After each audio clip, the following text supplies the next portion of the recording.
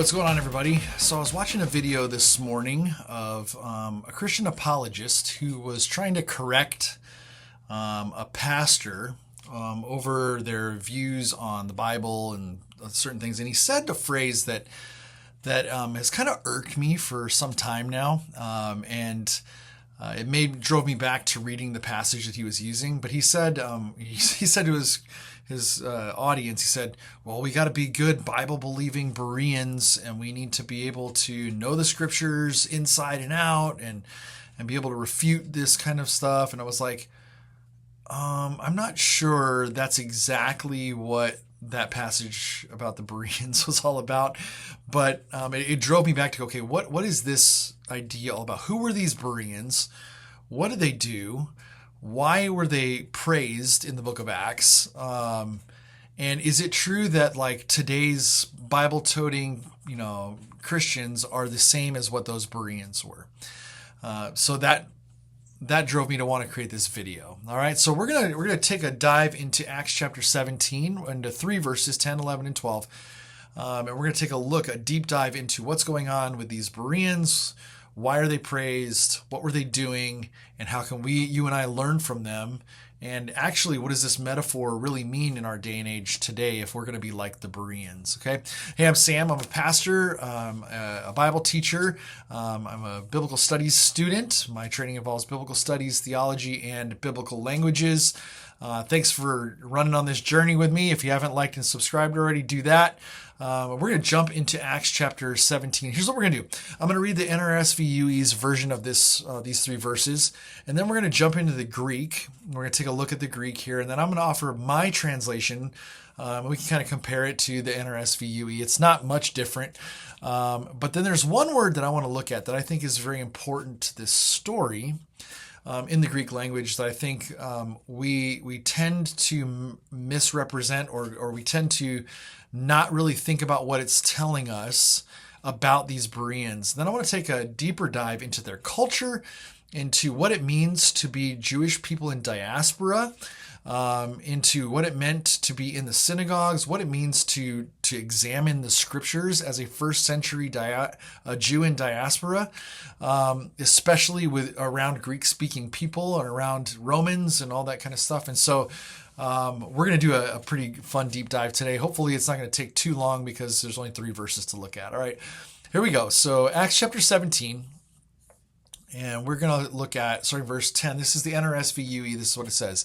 It says, that very night, the brothers and sisters in Thessalonica, because that's where Paul and Silas were at first, okay? It says, that very night, the brothers and sisters sent Paul and Silas off to Berea.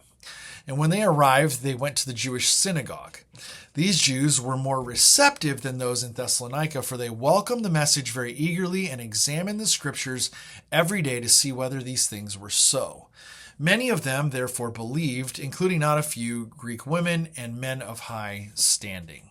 Okay, so that's those 3 verses. Now let's jump to the Greek here, and we'll read the Greek together, and then I'll show you my translation of it, and then let's talk about who these Bereans were, why they're being contrasted with the Thessalonians, what does it mean to be a Jewish person in diaspora in Berea, and what does it mean to search the scriptures, and why are they being praised? Okay, so the Greek here from Acts 17, 10 to 12, it says this: Hoi dia delphoi, eutheos dia nuktos, exepemsan, ton te palon, kai ton silon, eis beroion, hoitines, paragenomenoi, eis ten synagogen, ion, iodion, apesan.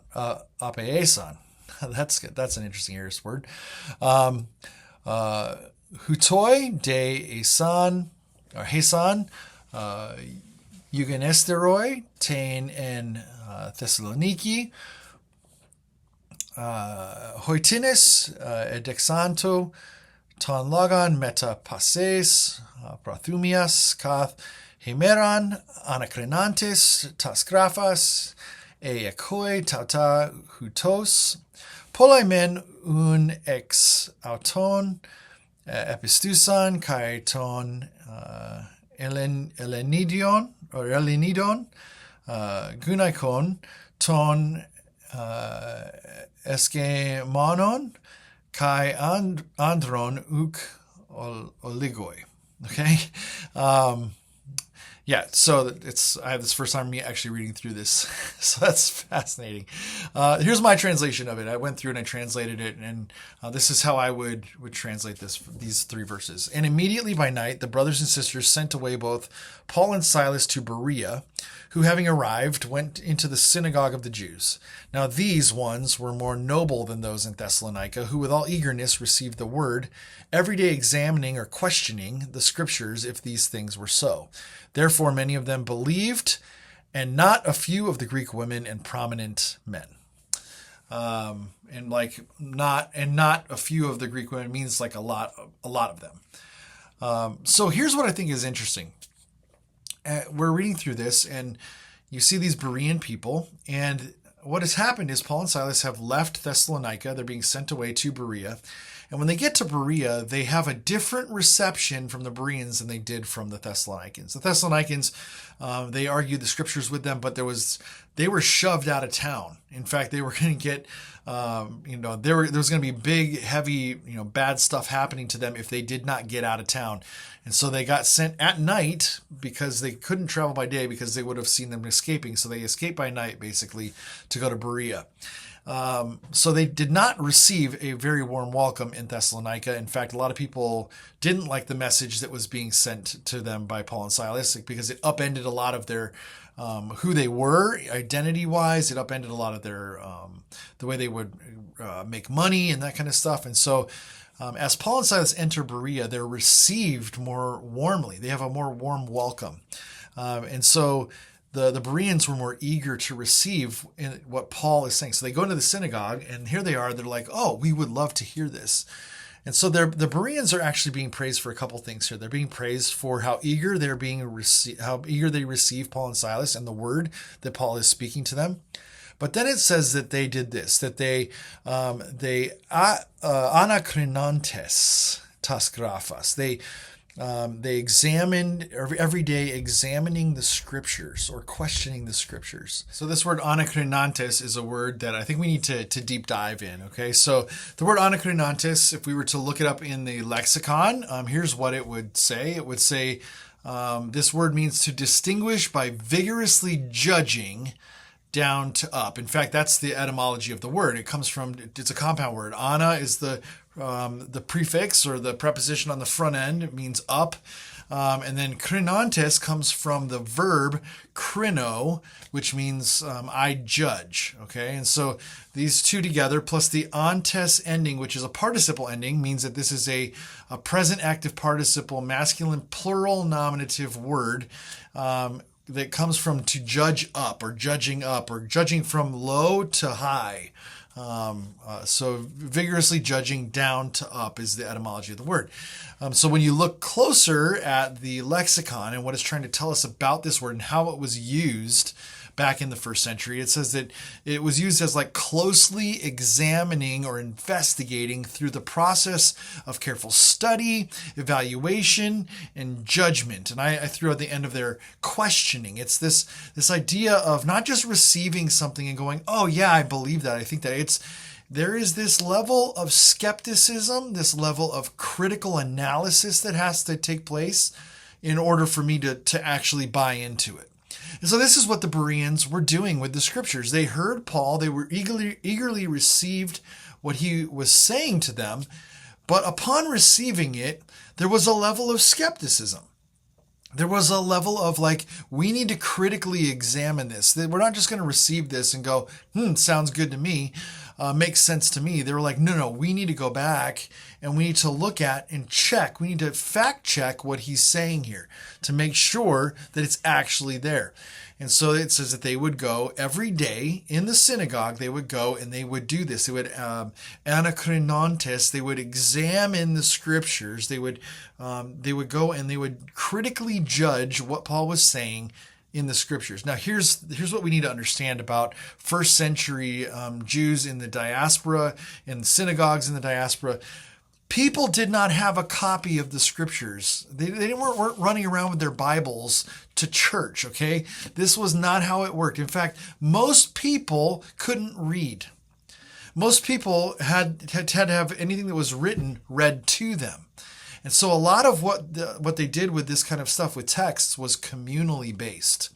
Okay, so in the diaspora, there are a couple of things that are going on here.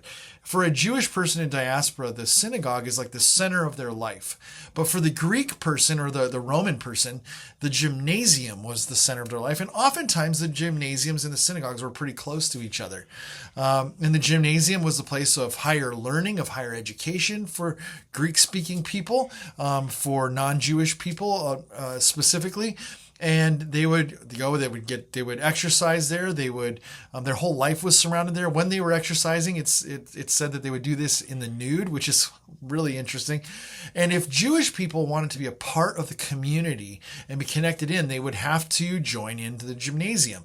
Now, this posed some interesting things for them because, of all the things that were going on in the gymnasium, and the Greek and the Jewish people were kind of like, I don't know, but do I want to be a part of this?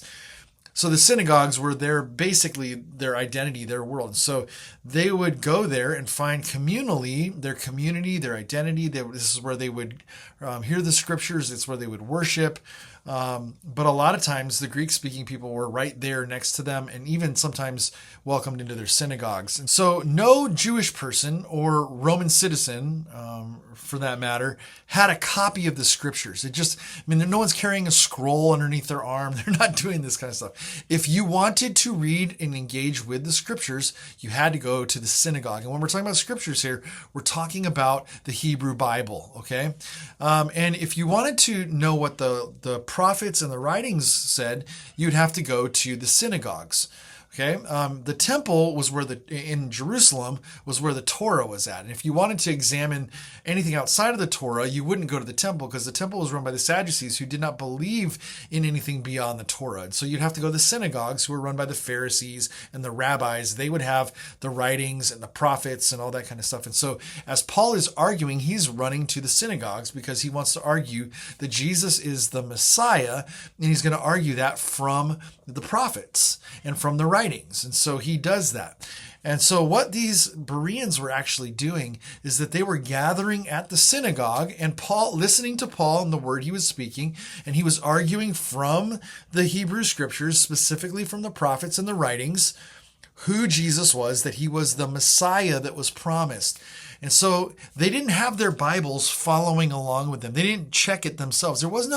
This was not an individuality kind of a thing. Okay, you're not a good Berean individually. This was a communal thing that was going on in Berea at the synagogue. And so likely what they were doing was listening to what Paul was saying, and then they were checking with their rabbi at the synagogue and saying, hey, can you check this for us? Can we look, can you read to us in the scroll what he's saying and see if that's really true or not? There was a level of skepticism. There was a level of critical engagement with what was going on, with what was being said. And so they weren't just receiving it and hearing it and going, that sounds great. They're like, that's nice. Thank you for sharing with us. We're going to check this on our own. We're going to fact check you. We're going to source check you to make sure that what you're saying is actually truthful. That's actually there. And so they would go and the rabbi would roll up the scroll. They'd say, hey, Paul said, Isaiah said this. They didn't have chapters and verses. They had no way of kind of going, hey, in Isaiah 53:7, it says, no, they would say, Paul says, Isaiah says this. Do you know where that's at? And so the rabbi would unroll the scroll. If they're looking at the Torah, unroll the scroll of the Hebrew and have to look at the Hebrew and go, okay, in Isaiah, here's where we think this is at. And they would read it. The rabbi would read it in Hebrew. And then usually, if they spoke Hebrew, if they understood Hebrew, then they would understand what he was saying. But likely that's not the case. Likely they've been so Hellenized that they would have to translate that over to Greek. And so oftentimes if it was from the Tanakh, if it was from the Hebrew Bible, then they would have to say, well, this is the Greek and translate it. Or they would just say, you know what? Let's look at what the Septuagint has. And they would maybe have a copy of the Septuagint there and look through that. Paul oftentimes in the New Testament, when he argues from the Hebrew Bible, he's actually arguing from the Septuagint. because that was the lingua franca of the day. That was the thing that they would be speaking, and they would understand and hear better than even the Hebrew. And so often I think that's what's going on. He's quoting from the Septuagint, and in diaspora, the Jewish people may be more familiar with Greek than they are with even Hebrew, and so maybe that they have a copy of the Septuagint there. But this is not like I have my own little copy of the Bible and I am individually fact-checking you. No, this is a community thing. And what they're praised for, I think this is fascinating. What the Bereans are praised for is they're praised for the ability to hold two things in tension. To hold in tension an eagerness to receive what Paul is saying, but also holding a critical eye to it. To being a little skeptical of what he's saying and saying, okay, prove it. We're going to fact check you. We're going to make sure that what you're saying is actually true. They didn't buy it right away. They were like, okay, hold on, time out. We're going to check you. We're going to source check you. We're going to make sure that you aren't just trying to sell us a line. We're going to go through and we're going to line by line ask our rabbi, is this what Isaiah says? Is this really what Jeremiah says? Can you show us in the text where it is? And they had a level of skepticism to them. And so this ability to hold those two things in tension, where they were eager to receive Paul and Silas and what they were saying, and yet holding a skeptical, critical eye to it, is what they're praised for. And I think this is something that you and I, in our world today especially, need. Especially in the world of social media, especially in the world of talking heads on a screen, like myself. We need to have the ability to be eager to want to engage in good faith, and yet have a critical eye to what we're listening to, what we're hearing, what's being taught to us. We need to be a little more hesitant to just run and believe everything someone says to us, but to fact check it and to say, okay, is this really true? Is this really what is there? Is this really what's going on? Or is this just somebody trying to sell me something or trying to make it sound like this is a thing that's true or not? And I think this is a lot of times, this is what happens in the world of apologetics. What happens in the world of apologetics is that people say things and they make claims that maybe can be possible, but when you begin to fact check them, when you really begin to dig down in, they haven't really done all the homework there. And that's what's tricky about apologetics, because apologetics really is, in my experience, and here's the deal. I am a pastor. I am a confessing Christian, okay? But what I see in the world of apologetics often is I see people who make claims not based upon data, not based upon facts, not based upon a critical eye and studying of the source materials, but based upon what they want to be true, what they've been told to be true, what they already believe, and what people who follow them already believe, and they make claims that are maybe possible, but not really exactly what the data points to, not critically examined stuff. And then everybody kind of goes, yay, because maybe it's possible. Maybe this traditional thing is there, instead of really taking a critical eye to it. And if we were really following the example of the Bereans, we would welcome what people are saying to us. We'd want to hear it. We want to engage with good faith. But we would also have a very critical eye on what we were looking at. And we would have a level of skepticism that would say, okay, I hear what you're saying, but I need some proof. We need to go back and fact check this. We need to really dig into the sources. And if the data matches with what you're saying, awesome, that's great. We love that. If the data doesn't match, we're going to have some problems here. And so that's what the Bereans did. They went back to the data. They went back to the source. They went back with a critical eye and with a level of judgment and skepticism and said, okay, this sounds good. Let's go back and see what it really says. And what they found was that what Paul was arguing was what they were seeing lining up with how they were reading the scriptures. And it says many of them believed. including the Greek women and Greek men of high standing who maybe knew how to read, because not many people knew how to read back then. And so maybe the ones who knew how to read, maybe this is a kind of a clue to us that they were using the Septuagint, because the Greek people were understanding what was going on, and then they were giving their life to Christ too. So if we're going to say something like, hey, we need to be good Bereans, what we're really saying, the metaphor really is that we need to be willing to welcome what people are saying, and we need to be eager to listen and engage them in good faith. But we also need to hold in tension a very critical eye to what they're saying, and use data, the real source data, to go, is this true and is this right? Okay? Hopefully that is helpful.